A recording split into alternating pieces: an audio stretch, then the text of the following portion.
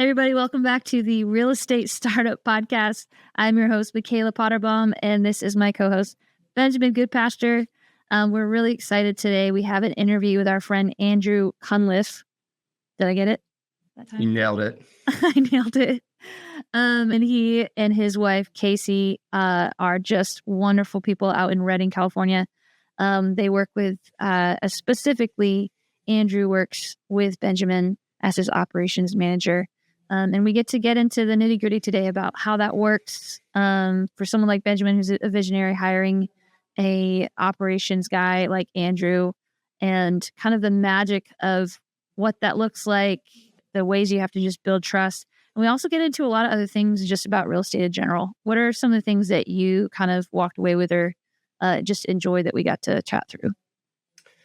I think the biggest takeaway, and I think this will encourage most new investors, people that want to get in the game, is do what Andrew did. Find someone that's years ahead of you and work for them. It could be an internship, it could be getting a job, whatever it is. So put yourself in a position to be around someone doing what you want to do. That's what he did by working for me. It started by doing a class. That's how we got to know each other. Then he saw what I did. And then he kind of pursued me and said, hey, I want to work for you. Kept pressing in. I'm like, don't have a position. Then finally, when that position opened, I hired him. Yeah. And you can just hear, if you're one of those people that maybe is afraid to take action, find someone that takes action. That's what Andrew did. He feels like, I see this in him. Maybe this isn't my strength. So I want to be around that. I'm going to learn that. Yeah. And so often, like what we talked about is, even with culture, we're talking about, leading a team, it's caught, not taught. And so I think if you surround yourself with people that are doing it, you're going to catch all the things, all their breakthroughs, all their lessons, their wins, their losses, and it gives you confidence to go do the same thing.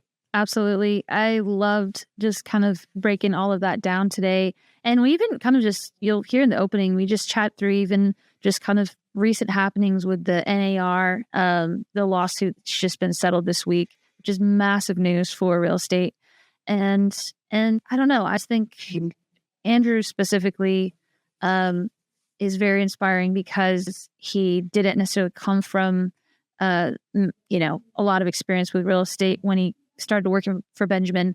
Although it is interesting to note that he flipped a house in 2008 when the market crashed and kind of stepped away after that, came back all these years later and is now just killing it in real estate, which is so cool to me that he picked it up again. So I think that's inspiring too for anyone that's kind of maybe tried it out in the past and it wasn't really the season for them, just to kind of have that courage to jump back in. So yeah.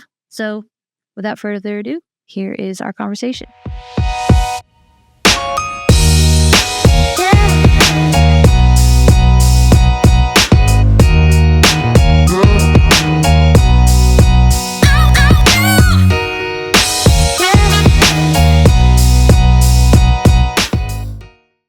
Andrew Cunliffe, welcome to the Real Estate Startup Podcast. To get started, I just want to talk about what is happening in the news in California with the whole, how would you describe it, Mikayla? The whole realtors, commissions, buying agents.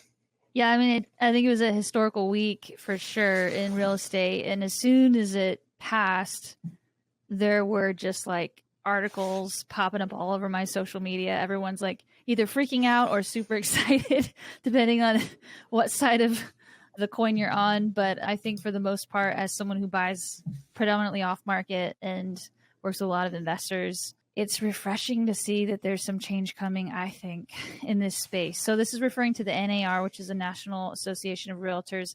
Not every realtor is in the NAR, so it kind of does it.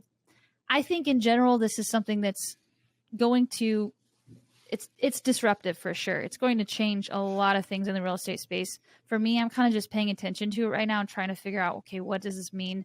I think it's almost a little too soon to really understand the depths of how this is going to play out. But in general, there's been a lot of lawsuits. I mean, they're settling for, what was it, $418 million? That's That's almost $500 million. That's crazy. So there's multiple lawsuits within that, and it's all kind of playing out. But I think, generally speaking, this will be a good thing for the real estate market. What do you guys think? I listened to a podcast actually for Bigger Pockets on this today. And so it sounds like a super broad topic. The thing that I need to learn more about is when they're talking about like, how does this affect the commissions? I knew that was a piece of it, but apparently the NAR, right? Mm-hmm. It's a behemoth of like an organization. They were comparing it to other different industries where like some sort of a doctor's organization where like 30% of doctors are in it, and a couple other industries where it's like 20%, maybe 50. If you're a real estate agent, 99% of the people that are agents are in it. So it's like this super powerful organization, but it's been built around like memberships and getting people, because when people join, they make the money. And so it just sounds like it's kind of archaic, it's old, and it's very powerful, but it stops a lot of change. So I think just the commission piece is a small part of that. Like we're going to see that change.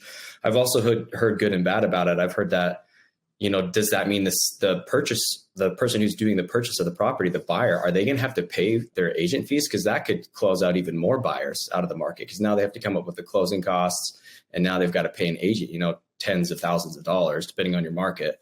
So, and then there's like sexual harassment piece as well, that there was lawsuits there. So I think this is good change, but it's going to be interesting to see how it affects the consumer in the end. But I think overall it's good to break something up that's really had a monopoly on the industry for a long time. Yeah, agreed for sure. Yeah, I think the big thing is with the buyer commissions. Like you said, not only that, they also have the down payment. It's just a lot of cash they're going to have to come out of pocket for down payment, closing costs, and then to pay an agent. I feel like that's going to be a tough ask for most buyers in this market that are already struggling to bring cash to buy the deal or to buy the house. So I'm curious to see how that plays out, because like you said, it's just most people don't have a lot of cash, and that's why they're asking for credits, So I think that's going to be interesting. But that's the main thing I was kind of reading and hearing other realtors discuss. And they also discussed just how the buy-in agent is really the one that does most of the work.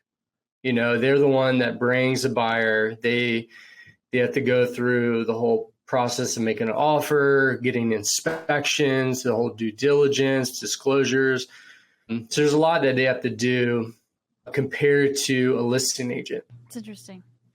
Yeah. I don't know. I have this house right now that's been on the market for a little while, and my agent has hustled to get this thing sold for us. And it's been a lot of work for her. And I'm thinking that's, and when the market was super hot, like that wasn't really the issue. You just, put one coming soon photo on it, and the next thing you know, you've got like an over asking offer. That's just not the case for most markets now. So I don't know. I'm really curious how it's going to play out, but I'm personally excited. I think we needed some disruption in this area. Like you said, Andrew, it feels very archaic and just like it's an old system. So yeah, I think it's ultimately a good thing. But I have tons of agent friends who I'm like, I don't want them to get screwed. Like I want them to have, their career still blossoming and doing really well. But anytime there's a disruption like this, there's going to be some different kind of breakthrough that comes with that just with the market shift, like there's going to be a new way and somebody's going to benefit from it. So I think it's going to be up to the agents to figure out what that new way looks like forward. So cool. Let's jump in this. Andrew, how'd you get started in real estate? Well, I'll give you most of the credit. All right. My original start was actually back when I was a teenager or young adult. My dad decided he wanted to start flipping houses. So we kind of jumped in blind, made a ton of mistakes, spent a lot of weekends just working on houses. So that was my original start in real estate. We did that for a couple of years. And then I think, '08 happened. I actually got my license too. I was like, all right, I'm going to start selling houses. And I was going to start working with she wasn't my wife then, but my wife's parents were real estate agents. But then the bottom literally listed my first house, one that we had flipped, and no offers. It was just like the beginning of the end. So that was my beginning and end in real estate investing for a while. And then fast forward to couple of years ago, Mikayla used to be a client of ours on our business that we had. We used to do social media managing and like marketing. And me and my wife had a conversation like, man, do we want to wake up in 5 years and this is what we're doing? And we're like, no, I think if we could move that concept of make sure you're climbing the ladder on the right building. So it's like, if we could move that ladder to the right building, what would that building be? And we're like, real estate, that's where I want to be. And so we had that thought. And then Benjamin, you had a real estate class and we're like, dude, we should go to this. So we went, we paid, we went to it, learned a ton. More than anything, just really took a liking to you. And like the thing that still is a hallmark for you today, which is you take action. Like it's no lie. Like you teach that in the mentorship. I tell that to people when they're signing up for the mentorship, like that's what you're going to walk away with. That's the biggest skill. And so that really attracted us to you. We stayed in connection and relationship. And then you offered me a job. I kind of kept asking for it, but I'm like, when are we going to do this? And yeah, so I came on as your operations guy for everything you've been doing. And since then I've learned a ton from, flipping houses, how to manage construction projects, and now all the way to where we are today, where I'm at Cave Springs and kind of building a hospitality business. So it's been a wide breadth of real estate, but that's how I got into it. And then my wife and I were working on our own real estate portfolio as well. And we're just plugging away at the house hacking and just trying to keep moving house to house, add value, add a unit, something along those lines. So that here in California, you've got to do that so it can cash flow. And even now it's like, even just so you can break even and then you move on to the next one. That's where I'm at. I mean, I think it's a big deal that, like you said, you're flipping and to want to go back into real estate. What changed to make you want to go back into real estate after you had such a maybe bad experience losing money in 2008? Yeah, I think for me, when we went into it as a family, I had a lot of questions and I was pretty young, so I didn't know how to ask those questions or how to gather information. And honestly, information was way harder back then. Like, that's right. How we found out about properties that we could try to get off market through auctions was you had to subscribe to a special newspaper that was called The Recorder. And it had that's where they would announce all the auctions and the foreclosures. So you'd get that, you'd pay $100-something bucks a month. It was pretty high, especially for those days, for a monthly newspaper. Yeah. But then you'd know, okay, these are the houses. This is when they're going up for auctions. Then you'd go to the courthouse and then there'd be a ton of people and you try to, outbid them. And so that was getting really hard. We were getting crowded out of that. So the point of all that is we were just kind of stumbling through it, learning it and figuring it out. And if I could redo that time, I would have went into high gear research mode. What's the best way to do this? I would have taken way more advantage of people around us that were further along than us, but I didn't do that. So I feel like when I wanted to take a crack at it again, it was more okay, let's go full bore and take advantage of people around me that know more than I do. And by take advantage, I mean, obviously in a good way. They're there, let me reach out to them, let me learn from them, just try to get a bird's eye view. Cause that's when I always do best. I'm a strategist. So I like to get the 10,000 foot view, understand the landscape, and then I can go deep on it. So I think that's the big difference.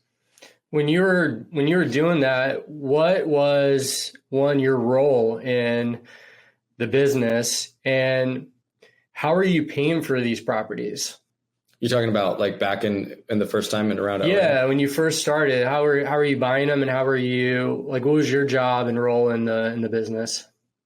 Yeah, and that was another thing that was kind of a bummer is I wasn't too privy to that information, but I do know my parents had a paid off house and my grandfather had a paid off house. So they were leveraging those properties equity, which is pretty much a HELOC. And they would take cashier's checks down to the auction. And if they won the auction, they'd get them, they just write the check or give the check right then and there, you're paying cash. So it was really through equity of my parents and my grandparents that we had that. My grandpa paid $7,000 for his house in the 50s or whatever. And so, but they were able to do that. So we found properties through the auctions, which was really difficult. But we also got a couple on the MLS and then also some other investors. We had one guy who was like, hey, I've got this extra property. I don't have time for it. And he just sold it to us at, his cost. That was the one we ended up making the most money on too. So just different avenues like that.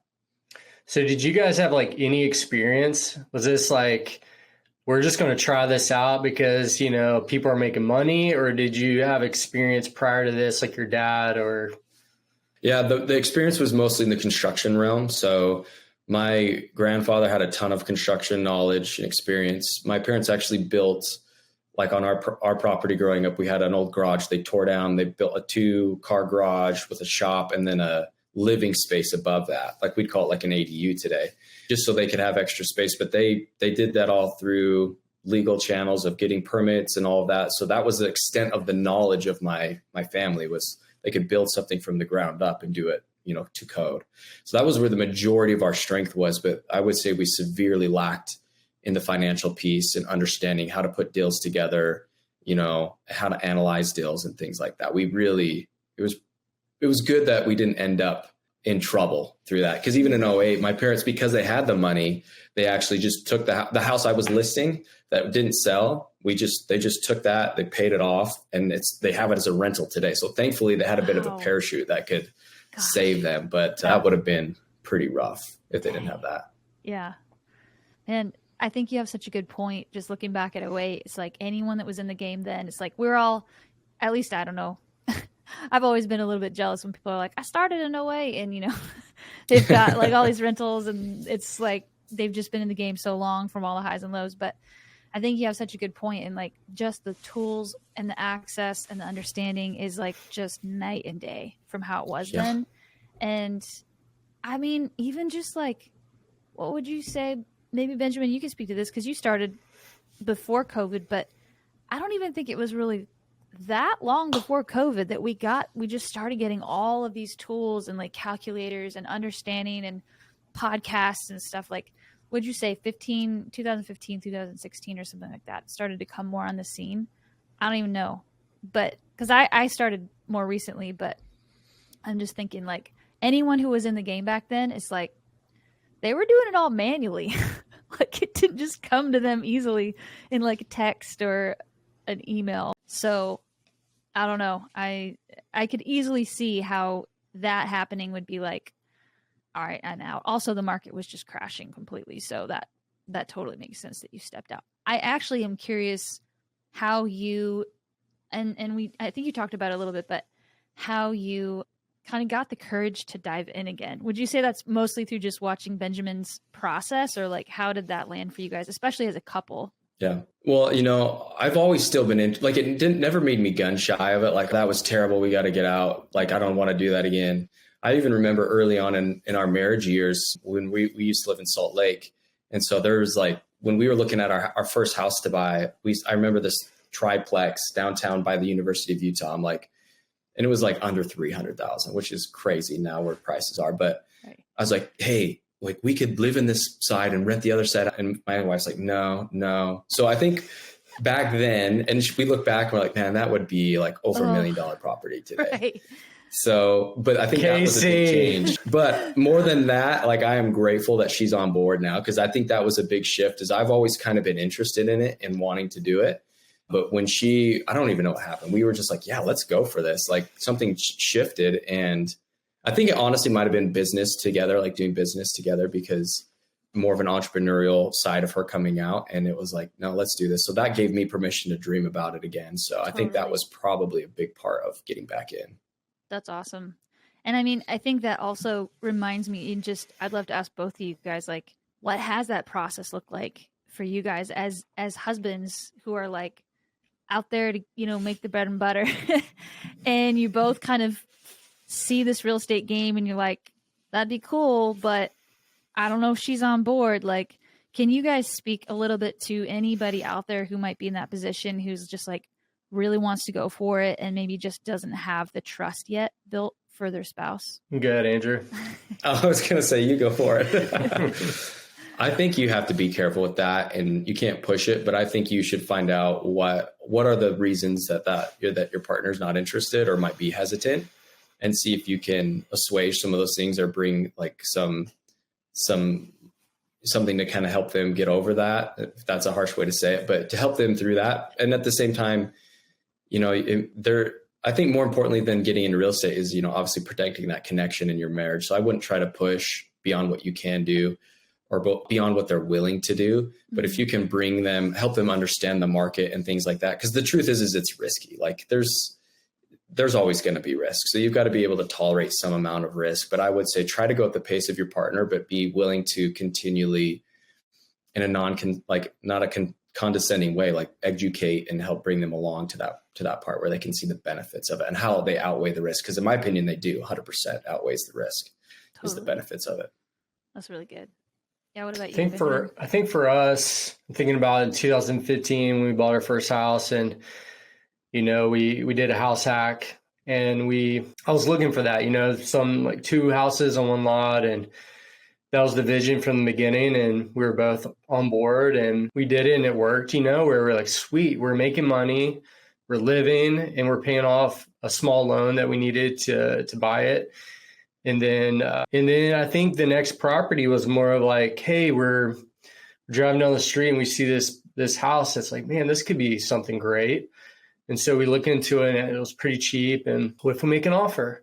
So we ended up making an offer, and we ended up getting it and renovating it and moving into it. And we're like, okay, now we have a duplex. And so it's kind of this slow game of having a theory, but then proving a concept.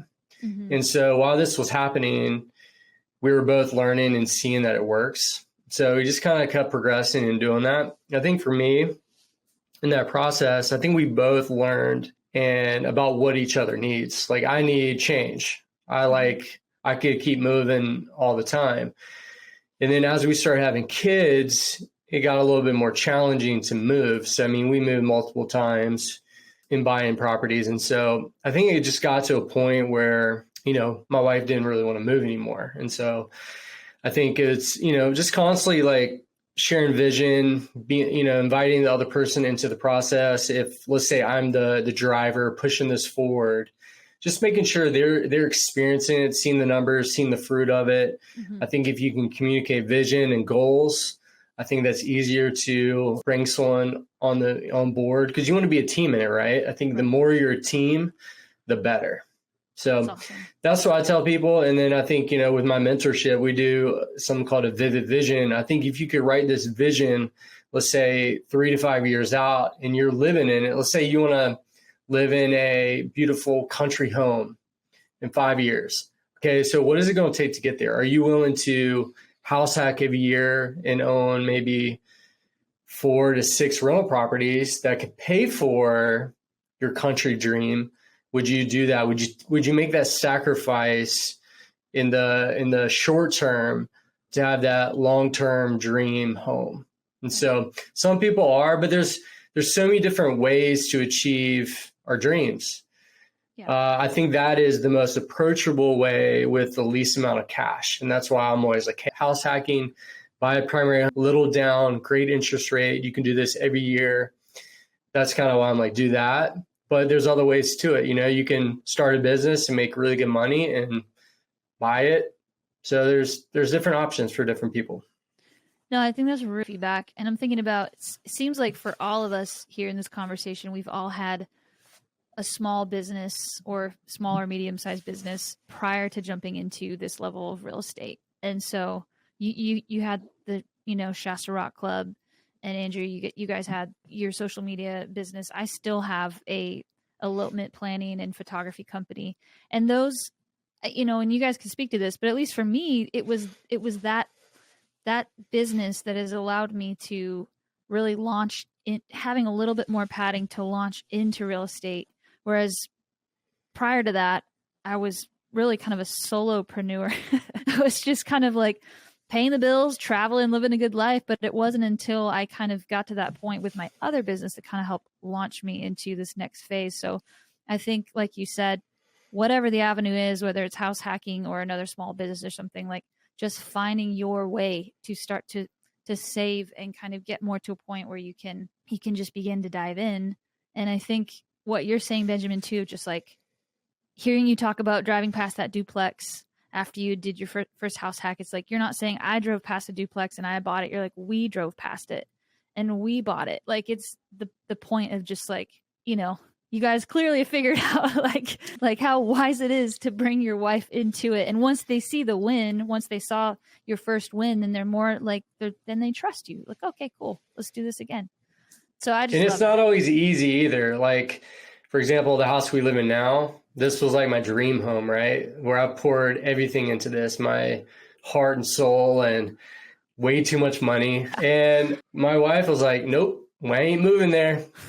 Put her foot down. I'm like, no, we'll see about that. And like, all of our friends were like, you crazy? This home is amazing. And she was getting all this pressure from our friends. And it was really tough. It caused a lot of pain in our marriage. It was tough for both of us. I mean, she had pain around it. I had pain around it. And literally it took us going to counseling to really bring healing in both our hearts. And for her to be like, okay, now I trust you. Now I feel free to want to move in this house. But I had to let it go. I mean, I was like, you know what? She doesn't want to move in. It's okay. I'm going to sell it. That's how it's going to happen. It went like that for a year. Wow. And so it just kind of came back around, and you just never know. I think that, you got to prioritize your connection. Like, Andrew's saying, it's like connection is above everything in your marriage. Yeah. Man, and so like for me as a single female investor, I'm in a totally different place. I can look at a house, tomorrow and be like, sweet, let's do it myself. Like I'm just dive in and, I check in with myself and do I like it? Okay, cool. There is kind of this other side of it though, where I'm like, do I even trust my decisions all the time? Like I wish I had someone to bounce this off of. I'd love to have more of a filter. And I think that's where for people in my shoes, it's just so important to have a community of people that are like-minded around you that can speak into that. Because do I just grab a deal and buy it? No, I do all the analyzing I can. I go to the people that I trust the most that are very successful with real estate. Be like, what do you think about this deal? And just start to bounce it off of people. Because as cool as it is in one way to have the freedom to just decide I'm in, it's like, then I have the entire responsibility of that on my plate, only my plate alone as well. So there's the pros and cons of both sides, but I just wanted to hear your feedback, and I thought that was awesome. Yeah, if we can maybe shift gears a little bit, I would love to ask you guys both about the dynamic that you have found kind of settling into the role, Andrew, you as kind of operations manager, and then you, Benjamin, as really quite an extraordinary visionary thinker and dreamer. How have you guys found that dynamic to play out in this kind of in your world, if you will? I really don't know. I'm very curious kind of how this came to be, what type of functionality that looks like for both of you. And maybe you could speak a little bit to the who, not how thing. I'm not sure, Benjamin, but yeah. I'd love to start because I want to brag about Andrew. So the funny thing is that when they came through the course or my class, they were standouts. I was like, oh man, Andrew and Casey, like I want to be friends with them.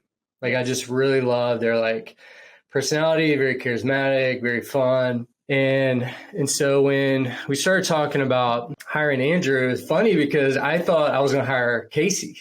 I was like, cause we went through this one property and Casey just like took charge and was very like dominant, like, oh, we can do all this. What about this? And I was like, yeah, this is like, she knows it. She's a go-getter. And you're just kind of like taking it all in. I'm like, I don't know if he knows what he's doing, but Casey is like legit. She already gave me a blueprint of the kitchen remodel. Right. And so I was all excited. And then I was like, Casey, maybe you should do this job. And she's like, no, it's Andrew. And she knew something obviously I didn't know because Andrew was exactly what I needed. I didn't need, honestly, Casey. She's a visionary. She's a designer. I needed a mastermind who's so good at operations, who is good at having a hard conversation. Andrew is like high integrity, high systems, organization, will do the hard work. And so like seeing him come on board and just starting to like solve problems and making my life easier and doing things that I just wouldn't think to do. So it just like immediately impressed me. And I was like, man, this guy is someone that everyone should have on their team. Like everyone should have an Andrew because it's someone that where I can be off doing my thing and fully trust that what he's doing, like I don't need to hold his hand. I mean, you know, there was some training in the beginning, but it was one of those things where I felt so confident in his ability. And he obviously proved himself. I mean, in the beginning, we were trying some stuff like that was new. You know, I remember we were doing, trying to do wholesaling or like off market deals. There was a lot of like, okay, is this going to work? We're sending all these letters and spending all this time and like, okay, nothing's working. But then I think when we started doing some flips and when we bought Cave Springs, it was awesome because I could be like, Andrew, like, this is my vision. This is what I want to see done. Can you run with it? And he would just run with it and make it happen. Let's go. That's the dream. Yeah. So cool. It's been awesome. It's been so great. Andrew's been a huge blessing. Wow. Yeah. Well, I appreciate that. Thanks, man. I'm glad to know I'm doing a good job. And you tell me that. So this isn't the first I've heard. But I mean, I think getting my bearings with you it was a task because I was trying to be like, all right, what are we going after? Where do I fit in here? What do you want me to do? And there was just so much freedom there that I was really, and you were great at this. Like I had to ask you a lot of questions about, you know, what you wanted to see, what success looked like for you, for me and my role in that. But I think it's those common things when you're dealing with somebody who's such a strong visionary. They're out there dreaming and coming up with these great ideas and then just figuring out a way how to execute on those ideas. And so I think that's what was so fun for me, was to come in and to take a lot of those ideas and those dreams and then try to really start, you know, putting the meat on the bones really, or like, all right, how are we going to do this? How can we execute on this? Or like, we're here, here's the dream way out here. Let's fill in the gap with like the practical steps on how we're going to get there. And so I think working with Benjamin has been such a huge, first of all, like developing me has been huge because I've had so much some of it's been like thrown in the deep end and nothing that I've resented, like, okay, I'm going to do this. Like I remember just like when we were working on Willis, that property we had these plans that had come through for one of the properties. We were bringing it down to the studs. And like, I've never handled plans before. Like this is my first time at this, you know, my background's social media marketing.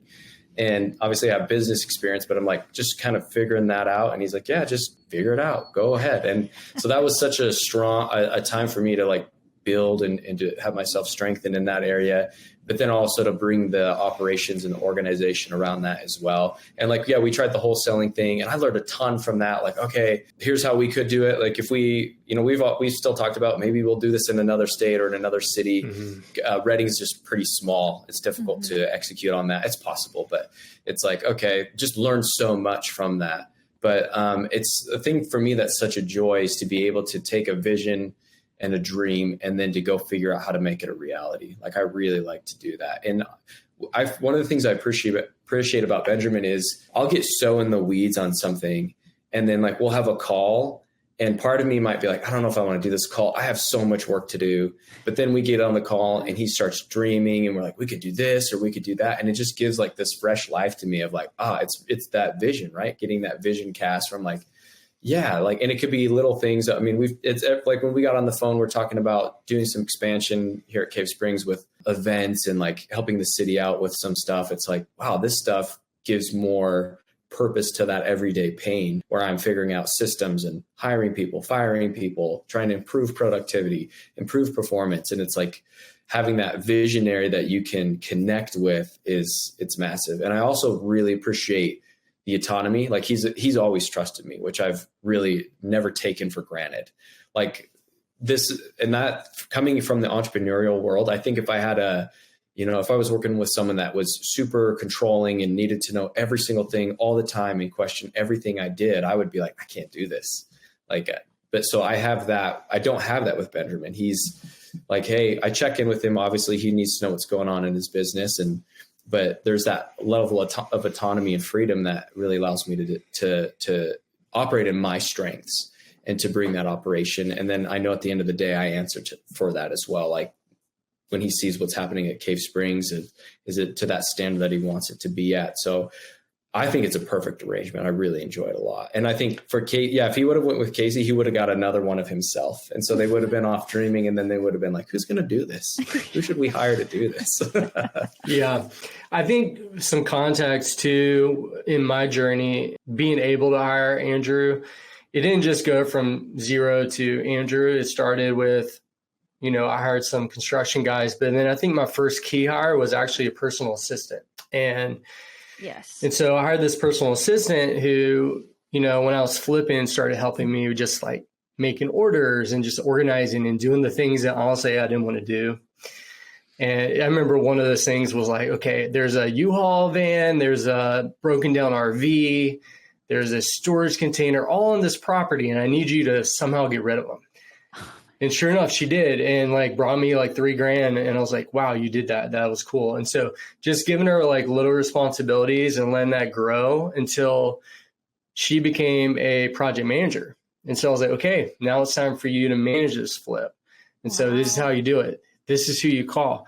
And so I kind of trained her to do that. And so we had that already happening. And I think we had even another, like an assistant, like she became project manager, hired another assistant.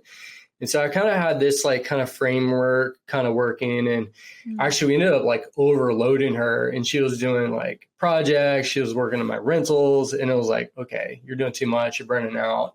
Yeah. So when Andrew came on, I felt like he was able to kind of run with something that was a little bit bigger, with him. He was like more an executive. So I was like, okay, like want you to kind of run with this, build this out, and kind of take it from here. So it didn't go from zero to there. And then we, we're in a mastermind. I think that was really cool to learn. I remember, unfortunately, we got to go to one event, but just like rubbing shoulders with like high level guys and just seeing you ask questions. I think that was one of the biggest things that enabled you to grow so fast was like your curiosity.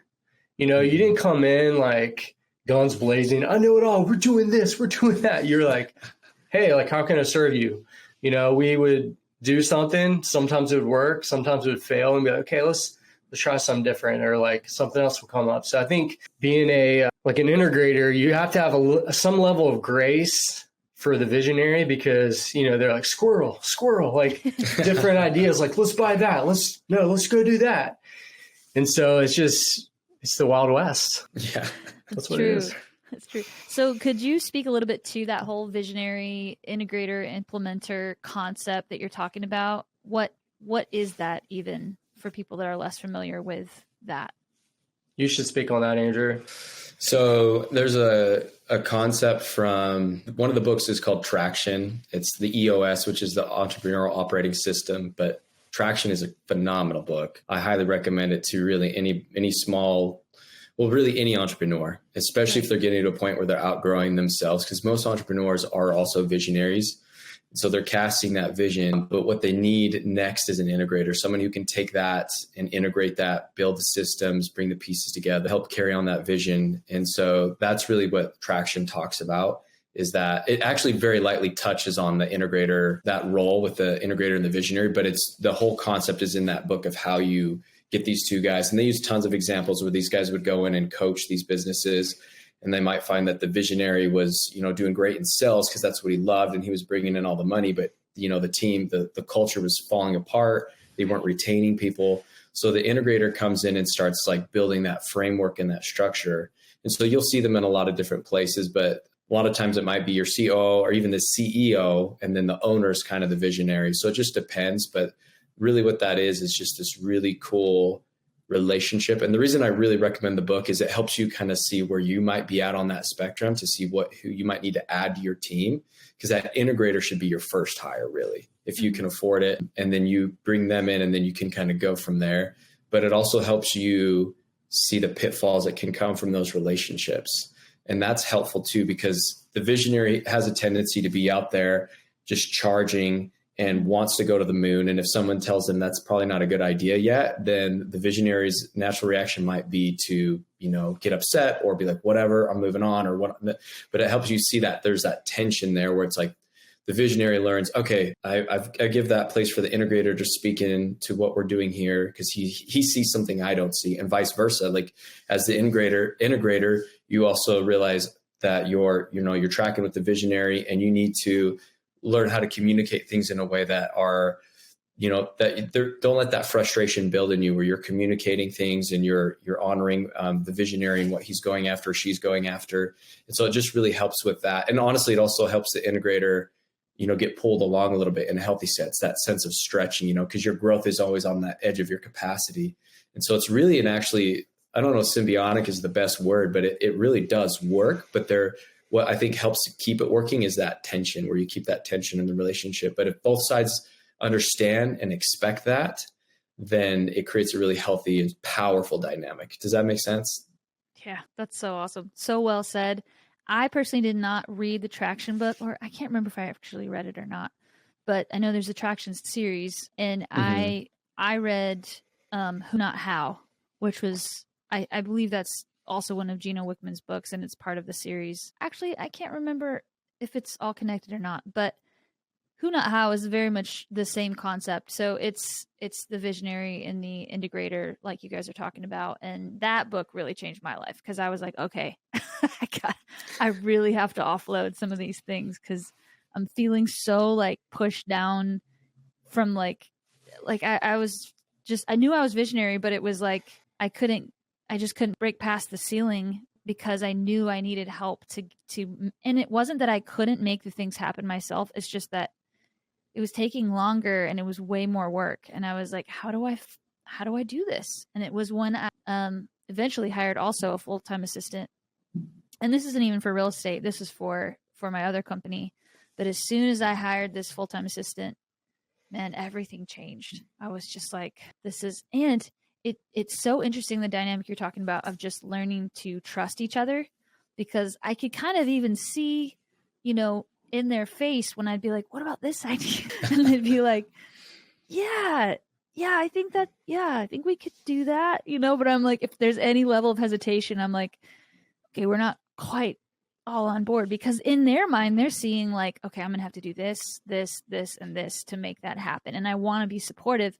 But so there's like almost this, like you're talking about, this tension that's like healthy, because if you can understand how each other thinks and build that level of trust between each other, you're going to have an awesome business partnership, because you're able to, kind of slow down the visionary when they need a little bit of pullback or clarity, or just like, hey, that's cool, great idea, but let's think through logistically what this looks like, and vice versa.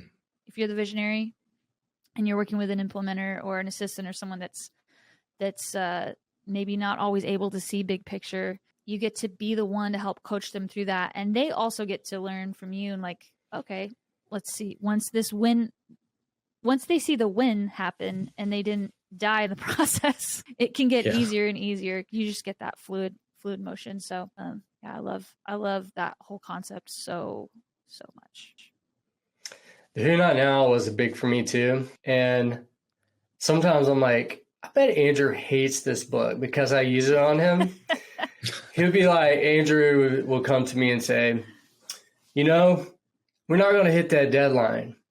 And I'm like, okay, well, who can do it? Like, who do we need on our team? Who do we need to make that deadline happen? I'm sure he's like, frick, dude, just stop using that example. But it's true. I mean, I think it's such a, that was a pivotal thing for me with just mindset because we can get so bogged down on like, how do we do stuff? And it's all based on our own ability and skills versus like, who can join us? Who can we partner with? Who can we call? Who has done it? And, they give that example in the book about Michael Jordan, how like early in his career, he wasn't winning championships. He was the best in the league, but he wasn't winning championships. It wasn't until like Scottie Pippen, until certain players came around him, these other who's, that they created a championship team and they started winning and became a dynasty. And so I wouldn't say always, I would say more recently in my real estate career, but it was probably early on when I really started flipping, where I realized like, this is a team sport. Oftentimes like even my dad was just a solo guy. He was the contractor, he was the property manager, he was, all of it. And he was just a workaholic. I'm like, I don't want to be that. Right. And so I remember in code, I was like, I'm going to get my real estate license. I'm like, just to save money. That was the goal. I'm like, okay, well, if I'm doing that, if I'm doing paperwork, trying to do sales, is that going to take away from my focus of actually being a real estate investor? Do I need that tool? Like, yeah, it is a good tool. I think there's some people that want to get into real estate, and honestly, that's the best thing they can do is get their real estate license, because they just need to learn the game. I think for me, I already kind of had a foundation of knowledge with construction that maybe I didn't need that. But some people, it's like, hey, like get your real estate license, and then you could branch and grow from that. So I don't know, who, not how. I think if you're in business, I think it's a must read. So, and just to kind of circle back to that, that's actually Dan Sullivan. That's not Gino Wickman. Gino Wickman is the Traction series. So Dan Sullivan has they're kind of two different books, a little bit two different thoughts, but very similar concepts, I think. So for me, both of those have really, really played into the way that I'm doing business for sure. So I definitely recommend both Traction and Who Not How for sure. Cool. Do you care if I ask Andrew a question? Yeah, go for it. So Andrew, I really want to hear what you've learned, one, in the last 2 years, obviously working with me, and then two, I would love to hear some of the challenges and breakthroughs you've had while working at Cave Springs. Mm-hmm.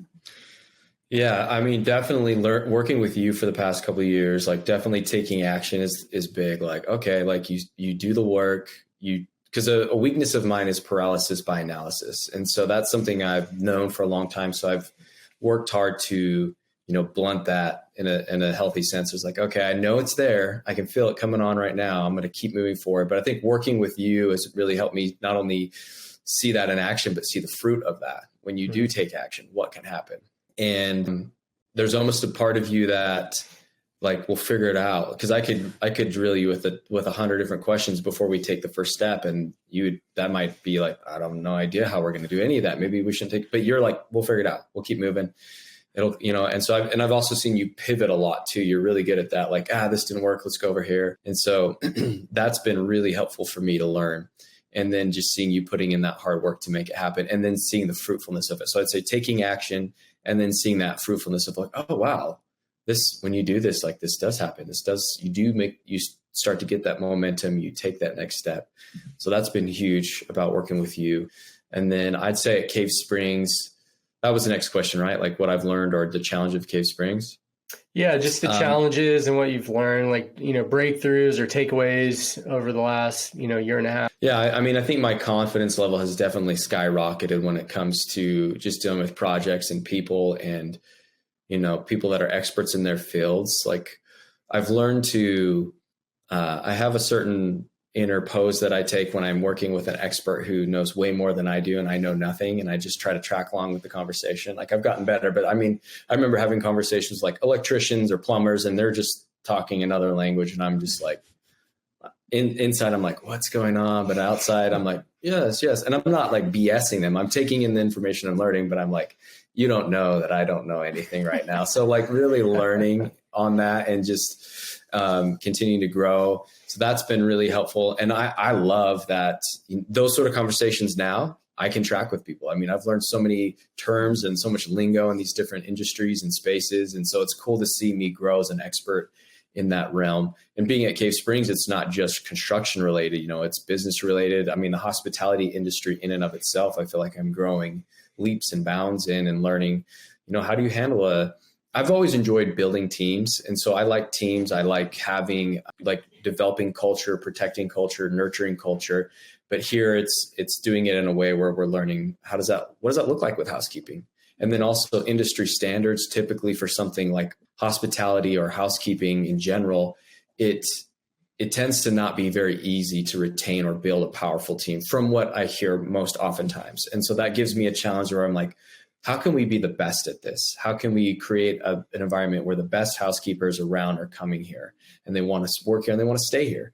And so it's those sort of challenges are fun to overcome. we work in an environment where it can be difficult to find people year round that are ready to come on and help. And so it's like, I see that as a challenge. Like, I believe if we build a strong enough culture and a place where people want to work and feel valued, that we'll start bringing in people that we can be the opposite of what's normal in the industry. I have a friend that works for a large hotel down in Reading, and he's like, yeah, man, that's just how it is with housekeeping. Like, you get this turnover rate and, you know, they don't stick around that long. And I'm like sitting here thinking, okay, I think we can overcome that. We can do better. And we have a killer team right now. It's really small as we get heading into the summer. So my goal is going to be, how do we protect that awesome team that we have? I've got people who are like, hey, I want to come in early because we're behind. People who are like, hey, I stayed late because I know there was stuff that needed to get done. I'm like, who are these people? These guys are amazing. And so I think that's some of the challenges that we face at Cave Springs, is building a solid team, because that's who our guests are going to see, right? Is the staff here, whether it's the front desk or the housekeeping or the maintenance team. And if they're loving their jobs and they know that they're part of a business and a company that's taking care of them, then they're going to be someone that is showing that to our guests as well. So I think on a personal level, I've grown a lot in the industry as far as, you know, renovation, real estate, construction. But I've really enjoyed being able to take on the challenge of, how do we create a business here and hospitality wise that has a standard that's above what might be normal for our region. That's good. How do you teach culture? Culture is taught, not taught. No, but I think that's true. Like, you really do have to. I would say one of the easiest ways to do it, which isn't like a roadmap, is treat your people really well. Like, show them that you care. You know, like, I've had a housekeeper who's like, how are you doing? And she's like, I'm okay. Like, my normal thought might be like, okay, well, good luck with that. But it's like taking a moment to actually say, what's going on? Like, how can I help? What do you need? So just showing value for the team. We just had a really big President's Day, which I didn't know was a real holiday until I did Cave Springs, because it's a snow holiday. So everyone's up here skiing, and they just killed themselves. That's where they were coming in early. They're staying they're working 10-hour days, no problem, without being asked. And when we sat down to have our debrief meeting, they were all brimming with just energy. And it was like, in that moment, they felt like, first of all, they were grateful we were even having that meeting, because it shows that we want to hear, hey, how can we do better? What can we do better next time? What was the hardest thing for you, so that we can keep it from, happening again if possible? And then they were just giving each other accolades as well. So I think creating a place for people to connect, letting them know that you care about them, and then listening too, is really helpful. Like, if I have that meeting again and again and again, and they say the same thing over and over again and nothing changes, they're going to leave, because they're going to be like, okay, this is not, I'm telling you what we need, and you're not going to listen. And then taking action upon what they say, I'd say would be another important thing. Reminds me of that movie, I think, Burnt. You've seen that movie with Bradley Cooper? He's the chef. Yeah. I remember it seemed like the best chefs, they would have, I don't know if it's once a week, they would have a meal together. They would break bread, sit down, laugh, talk, have fun, enjoy. It makes me wonder, how can we do that more often with the Cave Springs business? I think we were doing a pretty good job doing that as Goodpaster Homes with our construction crew, but it'd be fun to find more ways to include the whole team at Cave Springs, just celebrate them, have fun. And you're right, it is called. And it's also, like you said, I think the other saying is, people don't really care what you know until they know you care. Yeah. And just showing actually, I care for you. And then that actually creates influence. Yeah, that's true. That's really good. That's a good word. How big is the team at Cave Springs? We have about maybe 20 right now. We'll probably double that for the summertime too. We need to bring it a lot more. We're getting busy right now. It's I think I was going to wait to hire until we got into Memorial Day, but I think now is about the time to get started. So I could see us having 25 to 30, 35 people on staff. Bro, really? How many of those do you think are cleaners? At least half, probably. I mean, more than half. I think you're 15 cleaners, staff. You think? Yeah, that makes sense. And then we also need a more robust front desk staff as well. So, and then our maintenance team needs to go up. We had 4 maintenance guys last year. We're down to 2. So You think about it, there's not a very long, like large window to clean in either, because you've got check out here and check in here. So you got a lot of cleaning to do in that small amount of time. Parts. I was looking at those today with Heather, just so you know. She showed me the ones that were, I guess they're gas powered. They're more like off-road looking ATVs. They're cool. I was surprised. Like you can get them for $5 or $6 grand brand new. Oh yeah. They're I cool. have a golf cart that has like off-road tires in Florida in my house. Yeah. From some guy on Marketplace. And it's like Florida, and it had a sticker on it that said F Tucker Carlson. On there. We're in Florida. Yeah, I think I left it for about like 3 hours, took a photo of it, and then peeled it off. I was like, I will not be used. But anyway, you can just add some off-road tires to your carts, and they'll be good as gold. But. Well, golf carts are more expensive. Like that's what we've been seeing. They're electric. They're more expensive.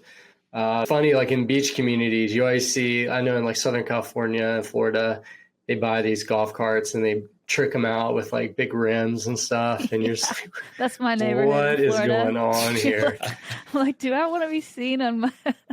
I don't know. I kind of just embrace it. I'm like, I'm in here, but yeah, it's super cool to hear your thoughts on all of that. Looking at the next 10 years for you, Andrew, what does that look like for real estate goals and vision? And yeah, that's a great question. We're trying. We've put in a lot of offers on houses in the past couple months, and it's hard. It's been hard for us to get them. So I think there's going to come a point here real soon where we need to shift our strategy and kind of move away from the house hacking and get into more. We want to accelerate, my wife and I. So we're thinking like flipping more so that we can build up our reserves more, because we want to start getting into hard money. A lot of hard money lenders want to see, certain percentage down. And so if we can build that up, we can accelerate our growth. So that's our strategy is always changing. And I learned that from Benjamin, like, not that it's always changing, but it's like, we're going to keep our options open and we're going to look for those open doors. So I'll keep house hacking as long as I can, because it's just a way to continue to add units to our property or to our portfolio.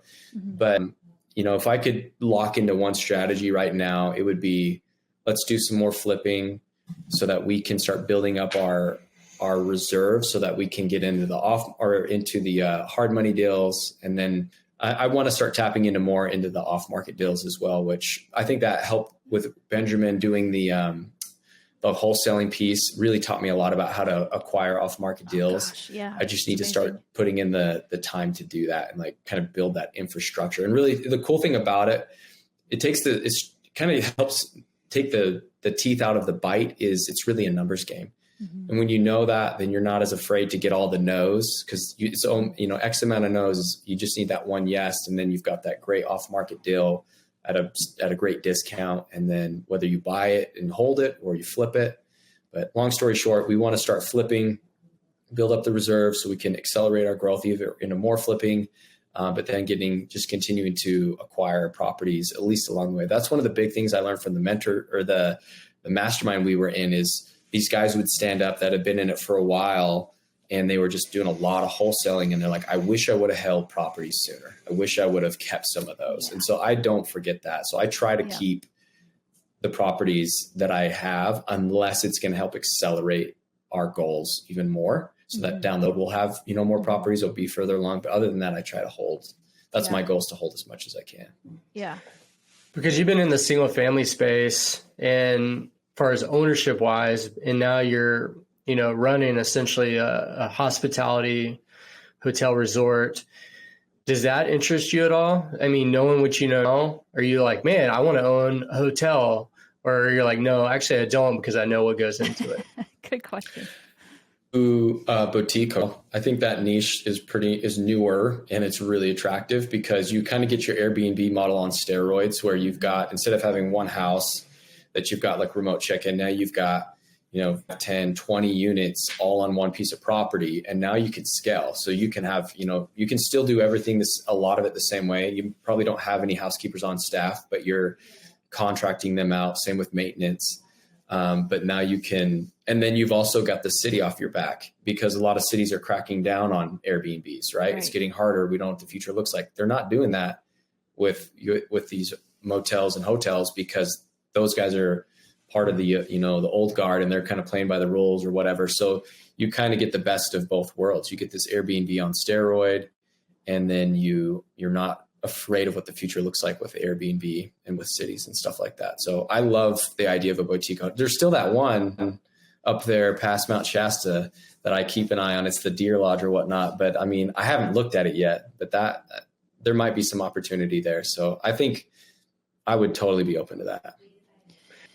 So you think boutique is like 20 units or less? Somewhere in there, 50 or less? Yeah, I mean, I don't know what the exact... Yeah, I would say that for sure. I don't know what the exact is. I don't think this is a boutique hotel. Cave Springs is definitely next level. I'd say maybe around 20, yeah. Yeah. Yeah, it's kind of its own beast with just a variety of accommodations, huh? Yeah. I mean, 5 acres with 59 units isn't small in my opinion. So, but I love it. I mean, I think it's great. And honestly, I mean, you'd either have to find a really good operator or you'd have to run it yourself, something this size. So I think that's something to consider. Yeah, definitely. Yeah, I was going to say, you better make an offer on that Deer Lodge before this podcast go live. You never know. Or get a commission from them. Yeah, that's right. Like, everyone go through Andrew if you want to buy it or get a commission. Commissions still exist. We'll see. You got to be bold to buy like rundown hotels. You know, man. I think you gotta have some money because it costs a lot to fix them up. Yeah. So good.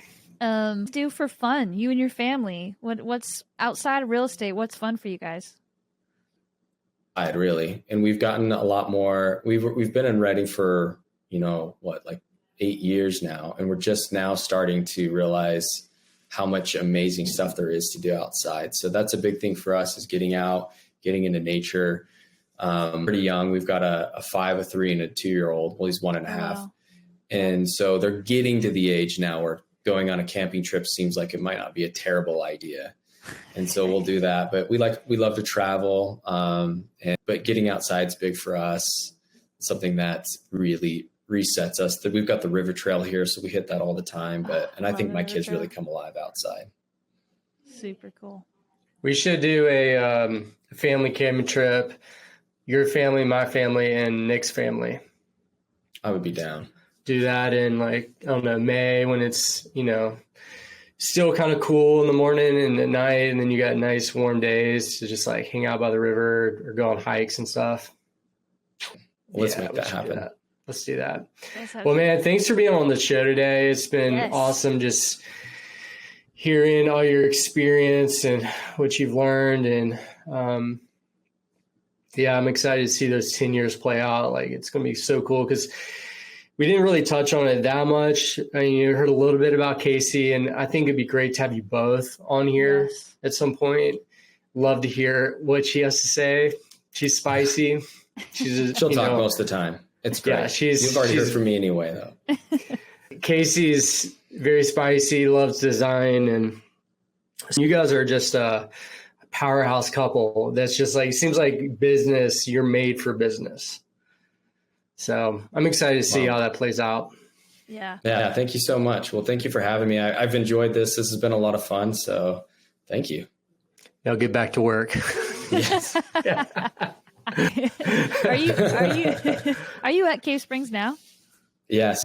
Oh, wow. I'm in one of our lovely units. This is the lookout unit. I did think, wow, that looks really pretty wherever he is. But I'm like, that's just Reading. But no, it's not Reading. No, this is we've got the river down here, Mount Shasta through that window over there. It's a dream. You've got to come. You need to be out here and check this out. I know. I'm so pumped. Whenever I can get out there, I'm definitely going to go. Just like, I want to go take some time and go up there. I got to see the Mount Shasta Chalet. I got to go up to Dunsmuir, and I got a lot to do. Maybe stop in Reading too. Thank you so much for taking time to share. And I agree with Benjamin. I just, whatever it was a couple years ago, just on FaceTime or however we talked, I was really impressed with you guys and just was like, these guys are doing really cool stuff. So I was inspired then, but it was really cool to hear that you had made the transition of working with Benjamin and that we get to have the crossover again. So yeah, it's awesome. Cool. Thank you. I might be making an offer on a hotel, guys.